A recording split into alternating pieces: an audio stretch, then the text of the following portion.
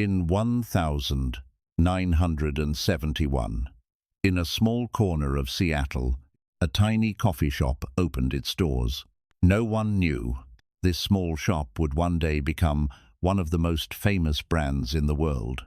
But here's the surprising truth. This company didn't start by selling coffee the way you know it today. And for many years, it almost failed.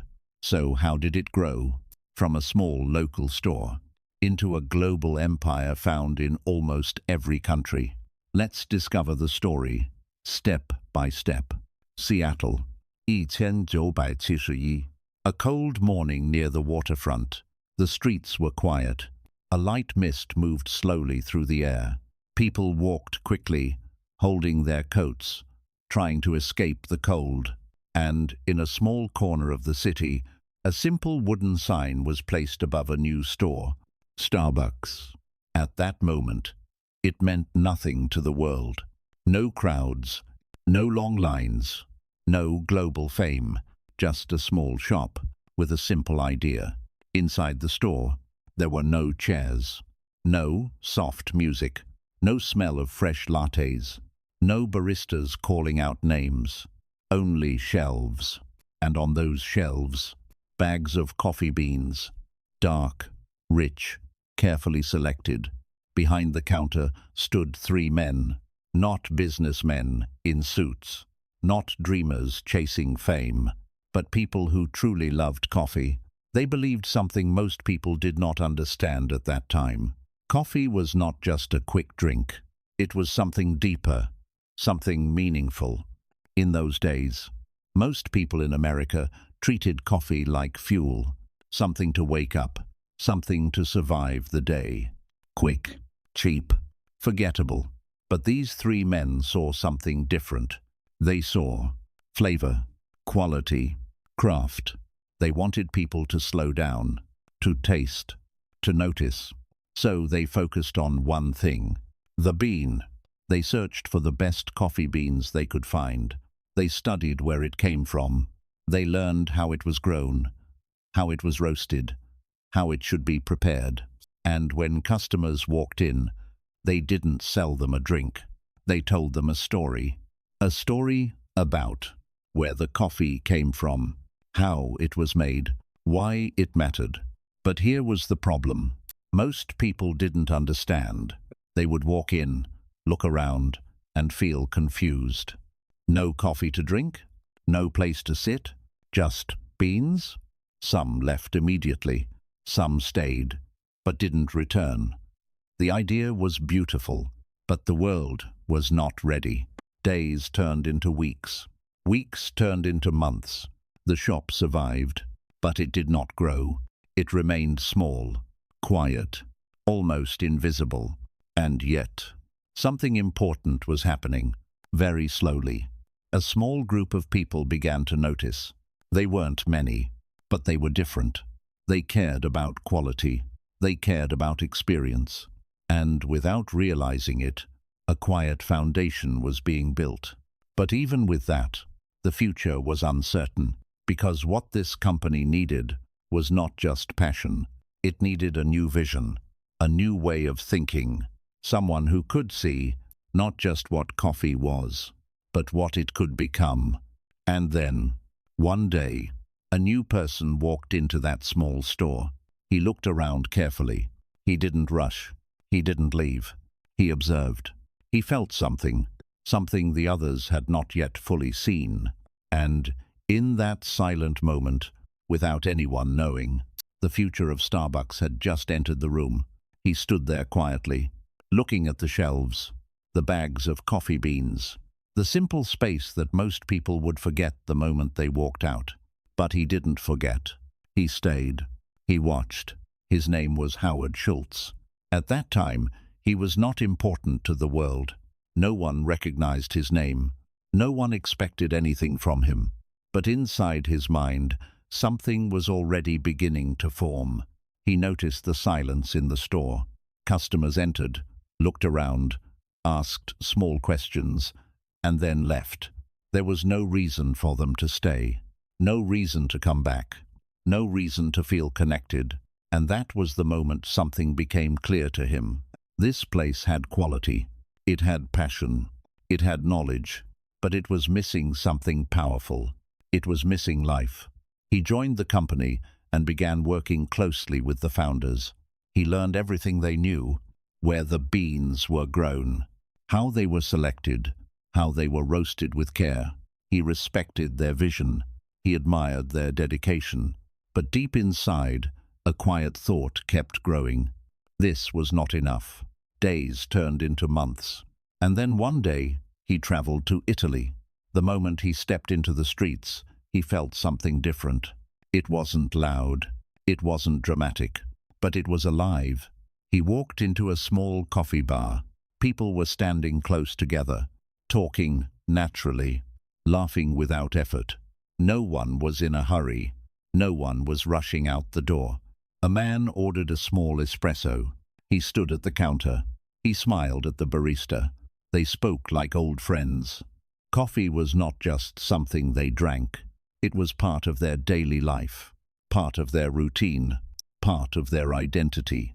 He walked from one cafe to another, and everywhere he saw the same thing: connection, warmth, energy. He realized something very important. In America, coffee was a habit, but in Italy, coffee was an experience. That idea stayed with him. It followed him through every street, every cafe, every conversation. He began to imagine something new, not a store, not a product, but a place where people could sit without feeling rushed, a place where conversations could happen naturally, a place that felt comfortable, familiar, human, a space between home and work, somewhere people would want to return to, not because they needed coffee, but because they wanted to be there. When he returned, he carried that vision with him. It was clear in his mind, strong, unshakable. He spoke to the founders. He explained what he had seen, the cafes in Italy, the feeling, the connection, the way people stayed instead of leaving. He spoke with energy, with belief, with certainty. But the response he received was not what he expected. The founders listened carefully. They respected his passion, but they did not agree. They believed in their original idea: high-quality beans, simple business, no distractions.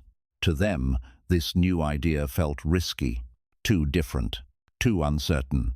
The conversation ended, not with excitement, but with silence. For a moment, everything stood still. Two visions, two directions, one company.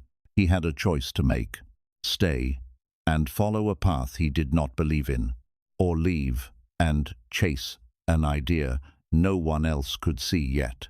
It was not an easy decision. There was no guarantee of success, no clear future, only a feeling, only a belief. And sometimes that is all a person has. So he made his decision. He stepped away. He left the company behind. But he did not leave the idea. He carried it with him, stronger than before, clearer than ever. And as he walked forward into the unknown, he was no longer just thinking about coffee. He was thinking about something much bigger, something the world had not experienced yet. And without realizing it, he was about to begin a journey that would change everything. He walked away, but the idea did not leave him. It stayed with him, in his thoughts, in his decisions, in every step he took after that moment. There was no company now, no position, no safety, only a vision. And that vision was simple, but powerful. Not just coffee, not just business, but a place where people could feel something. He knew what he wanted to build, but knowing and building are not the same. He needed money. He needed support. He needed people to believe in something that did not yet exist. So he began to ask. He spoke to investors. He explained his idea. He described the cafes in Italy, the connection, the experience, the atmosphere. Many listened. Most did not understand. Some said it would never work. Some said people would never pay more for coffee. Some said it was too different, too strange, too risky. Rejection came again, and again, and again. But something inside him did not break, because he had seen it. He had felt it. And once you truly feel something, it becomes very hard to forget. Slowly, after many attempts, a few people said yes. Not many, just enough.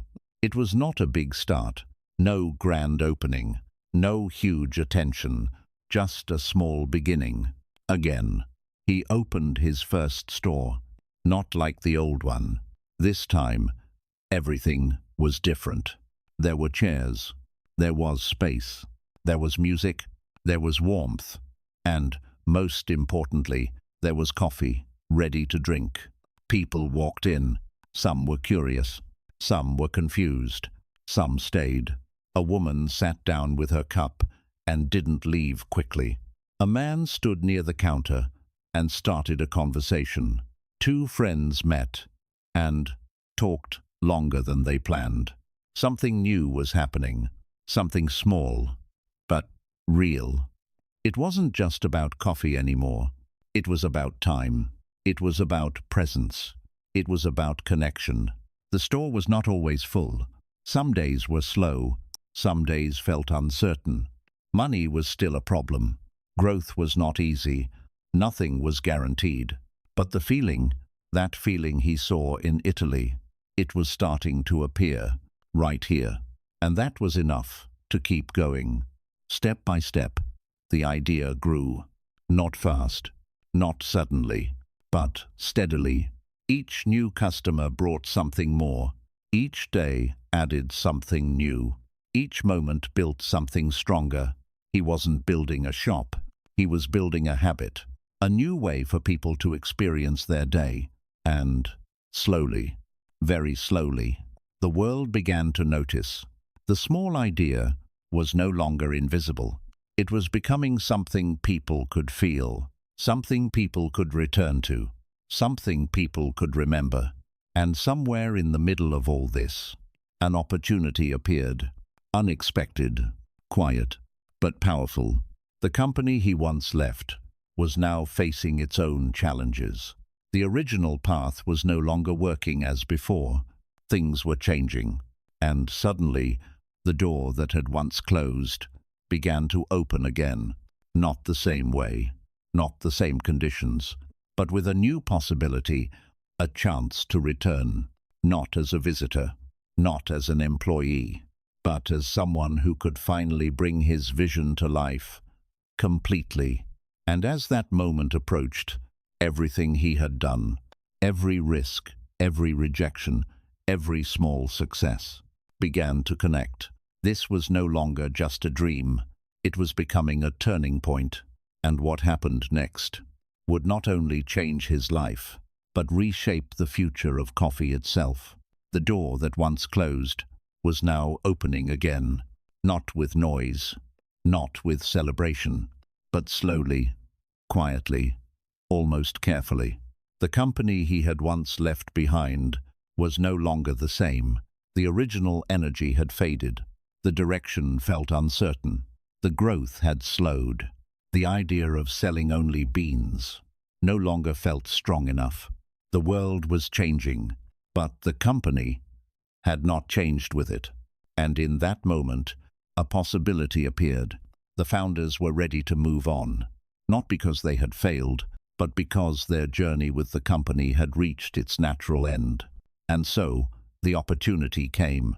A simple but powerful question stood in front of him. Would he take control of the very company that once rejected his vision? It was not an easy decision, because this was not just about buying a business. This was about responsibility, about risk, about turning an idea into reality at a much bigger scale. He knew what he wanted to do, but now the stakes were higher, much higher. To make it happen, he needed money, more than before, more than he had ever asked for. So, once again, he went back to investors. He spoke again. He explained again. He believed again. Some remembered his previous idea. Some still doubted him. Some still thought it was too risky. But this time, something was different. He was no longer just sharing an idea. He had proof. A working store. A real experience. Customers who stayed, not just bought. People who returned, not just visited. That changed everything. Slowly, the support came together, piece by piece. Not instantly, but steadily. And then, the moment arrived, he bought the company. The same company that once said no. Now it was his to lead, his to shape, his to transform. From that moment, everything began to move. The changes did not come slowly. They came with intention, with clarity, with purpose. The stores began to transform. Spaces were redesigned. Chairs were added. Tables were placed carefully. Lighting became softer. Music filled the silence. It was no longer just a place to buy something. It became a place to stay. Employees were trained differently, not just to serve, but to connect, to smile, to remember names, to create a feeling. Coffee was no longer just prepared. It was presented. Every cup became part of an experience. And people noticed. At first, just a few. Then, more. Then something powerful began to happen. People didn't just come for coffee. They came for the environment, the comfort, the routine. A businessman stopped by every morning. A student spent hours studying inside. Friends met after long days. The store became part of people's lives. And when something becomes part of life, it becomes hard to replace. Expansion began. One store became 2. 2 became 5. 5 became 10. Each new location carried the same feeling, the same experience, the same identity. This consistency became one of the strongest forces behind the growth. No matter where you entered, the experience felt familiar, and that familiarity created trust, and trust created loyalty. Cities began to fill with these spaces, then states, then regions. The company was no longer local. It was becoming national. But growth brought new challenges. More stores meant more pressure, more employees, more expectations. Mistakes happened. Problems appeared. Doubts returned. Could this model survive at a larger scale? Could the feeling stay the same? Could the experience remain real and not become artificial? These were not small questions. They were critical, because growth without identity leads to loss. But he understood something deeply. The product was not just coffee. The product was the experience. And as long as that experience remained strong, the company would continue to grow. So he protected it, carefully, consistently, relentlessly, step by step, store by store, city by city. The idea expanded beyond expectations. And then, something even bigger happened. The world began to open. New countries, new cultures, new people. The question was no longer, can this work here? The question became, how far can this go? And as that question grew, so did the vision. This was no longer just a company. It was becoming a global presence. A symbol. A daily habit for millions. And yet, at its core, it was still built on something simple. A small idea. A quiet vision. A belief that people needed more than just a product. They needed a place. And that belief was now reaching beyond borders. What came next was not just expansion. It was transformation on a global scale. The question was no longer how far it could go. The question had changed. Now it was how fast the world would accept it. New countries opened their doors. New cities welcomed something they had never experienced before. A coffee shop. That felt different. The first stores outside America were not just business decisions. They were experiments. Careful steps into cultures that had their own traditions, their own habits, their own way of life. In some places, tea was stronger than coffee. In others, people preferred quick service over slow moments. Some cultures valued silence, others valued noise, and this created a challenge, not a small one, a deep one. How do you keep the same identity while entering a completely different world? This was the real test, not growth, but adaptation. The company had to learn, not force, not replace, but understand. In every new country, something changed. Menus adjusted, flavors shifted, spaces were designed differently.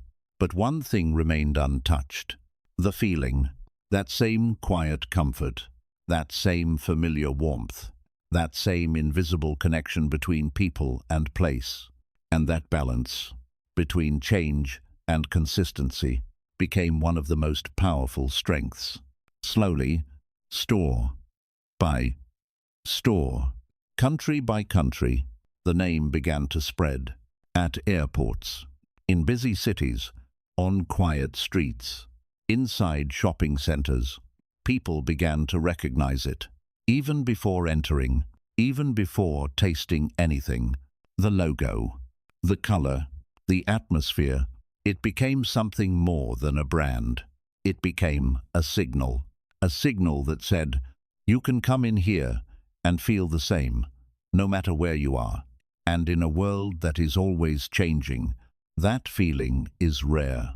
But growth at this level does not come without pressure. The company was expanding fast, very fast. More stores, more employees, more expectations. And with that speed, something started to shift. The experience, the very thing that made it special, began to weaken in some places. Stores became too busy. Service became too fast. Moments became shorter. The feeling was at risk. Customers noticed, not all at once, but slowly. Something felt different, not wrong, but not the same. And this was dangerous, because when a company loses its core, it loses its reason to exist. At this point, many companies fail. They grow fast, they earn more, but they forget why people came in the first place. But here, something unusual happened. Instead of ignoring the problem, it was faced directly. Difficult decisions were made, not easy ones, not popular ones. Some stores were closed, not because they were failing, but because they were not delivering the right experience. Training changed again. Focus returned to people, to connection, to quality. The speed slowed down, so the meaning could return. And slowly, the feeling came back. Customers stayed longer again. Conversations returned. Moments became real again. This was not just recovery. This was control. The ability to grow without losing identity. And once that balance was restored, growth became even stronger. Now, expansion was not just about opening new stores. It was about strengthening the idea, deepening the connection, making the experience unforgettable. Digital systems were introduced, mobile ordering, rewards programs, new ways to connect with customers. The world was changing, and the company adapted again, not by losing its core, but by building around it. And this is what separated it from others. It did not stay in the past, but it also did not forget it. That balance became its greatest advantage, and as the years passed, the presence became undeniable. Millions of people, across different countries, different cultures, different lives, all connected by one simple habit: walking into a space, ordering a drink, and feeling something familiar, not just once, but again, and again, and again. At this point, it was no longer just a company. It was part of daily life, part of routine, part of identity. And yet, everything still came back to something simple. A small store, a quiet beginning, a belief that people wanted more than just a product. They wanted a place. And now, that place existed all over the world. But even with all this success, one final truth remained. Growth is never finished, because what comes next is not just about becoming bigger, it is about staying meaningful in a world that never stops changing. And that is the hardest part of all. Growth is never finished, because becoming big is one thing, but staying meaningful, that is something completely different. By this point, the company had reached places no one had imagined in the beginning. Cities across continents, millions of customers every day, a name that people recognized instantly. But behind all of this success, there was a question, a quiet question, but a very important one. Why do people keep coming back? Not once, not twice, but again, and again, and again. It was easy to say the answer was coffee, but that was not the truth, because coffee exists everywhere. In homes, in offices, in small shops, in machines that can make it in seconds. So why this place? Why this brand? Why this experience? The answer was not on the menu. It was not written on the wall. It was not spoken directly, but people felt it. When someone walked inside, something changed. The noise of the outside world became softer. The rush slowed down. The pressure eased. For a few minutes, or sometimes for hours, people felt different. And that difference was the real product. It was never just coffee. It was a feeling of pause, a feeling of comfort, a feeling of belonging. In a world that is always moving fast, this became something valuable. People began to build small rituals, a morning visit before work, a quiet break in the middle of a busy day, a meeting place for friends, a space to sit alone, without feeling alone. These moments may seem small, but over time, they become part of life. And when something becomes part of life, it becomes powerful. But creating that feeling and keeping that feeling are two very different things, because as the company grew, the distance between the idea and the reality became larger. More stores meant more people. More people meant more variation. More variation meant more risk. Risk of losing the original meaning. Risk of becoming just another business. And this is where many companies fail. They focus on numbers, on expansion, on speed, and slowly, they forget the reason people came in the first place. But here, the focus returned to something simple, not just what people buy, but how people feel. Employees were reminded again that they were not just serving drinks. They were creating moments, a smile, a remembered name, a small conversation, a simple gesture. These things do not cost much, but they create something powerful, connection. And connection is what people remember, even more than taste, even more than price. This understanding changed everything. It influenced how stores were designed, how music was chosen, how lighting was adjusted. Nothing was random. Everything had a purpose. To create a space where people could feel comfortable, without pressure, without rush, without noise. And slowly, this idea expanded beyond the physical space. Technology entered the picture. Mobile apps, digital rewards, online ordering. But even here, the goal remained the same. Not just convenience, but connection. Making people feel seen, recognized, valued. And this is where the real strength appeared. Because while others focused only on selling, this company focused on building relationships. And relationships last longer than transactions. But even with all this understanding, the challenge never disappeared. Because the world kept changing. New competitors appeared. New habits formed. New expectations grew. People wanted faster service, lower prices, more options, and with every new demand, there was a risk. The risk of becoming something else, something ordinary.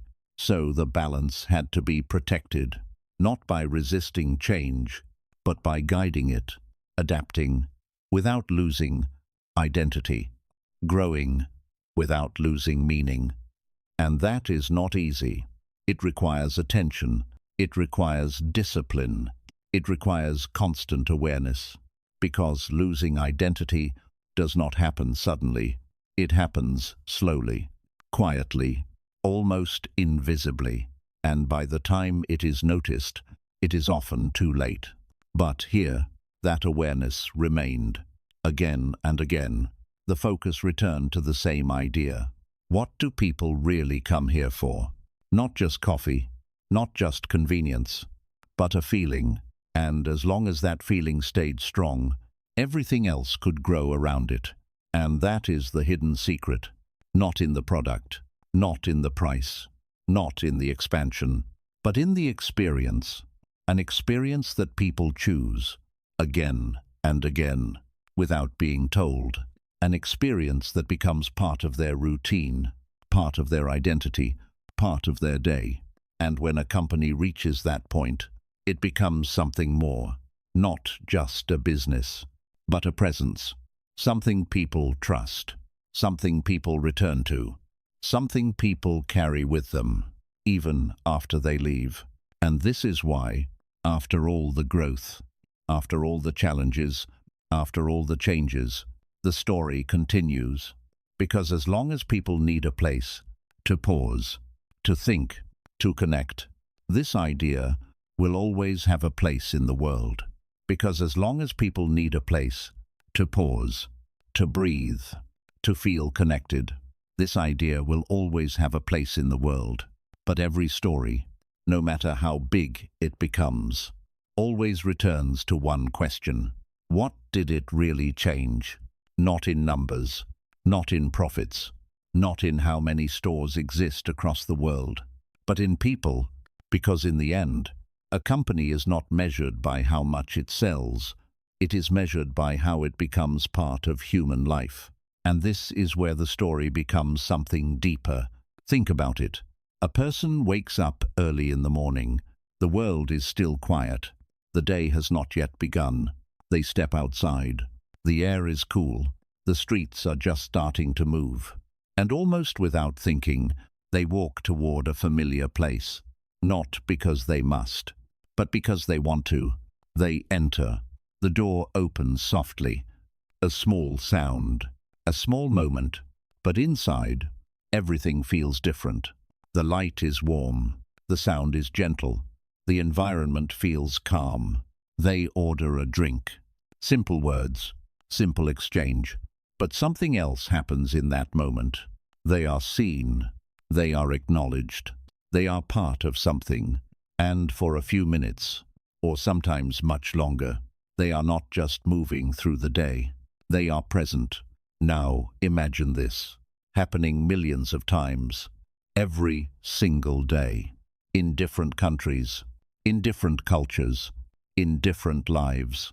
People who have never met each other, people who speak different languages, people who live completely different realities, and yet they share the same small experience. That is not just business. That is influence. And influence is what gives a story its true power, because influence changes behavior. It shapes habits. It creates patterns. And over time, those patterns become part of society itself. This is how something small becomes something lasting, not by force, not by pressure, but by quietly entering people's lives and staying there. But even now, even after everything, the story is not finished, because the world continues to change. New generations arrive. New ideas appear. New ways of living begin to take shape. What people need today may not be what they need tomorrow. And this creates a new challenge. How do you stay relevant? In a world that never stops evolving, how do you remain meaningful? When everything around you keeps changing, the answer is not simple. It is not about becoming bigger. It is not about adding more. It is not about doing more than everyone else. It is about remembering why it started, remembering what people felt, remembering what made it different. Because when a company forgets its origin, it begins to lose its direction. But when it remembers, it finds its way again. And this is where the story comes full circle. A small store, a quiet beginning, a belief that people needed more than just a product. That belief still exists, not in the same form, not in the same place, but in the experience, in the feeling, in the moments people create inside those spaces. And that is something numbers cannot measure, because numbers can show growth, but they cannot show meaning. Meaning is something people carry with them, long after they leave, long after the cup is empty. It stays in memory, in routine, in Abbey. And that is why this story is not really about coffee. It never was.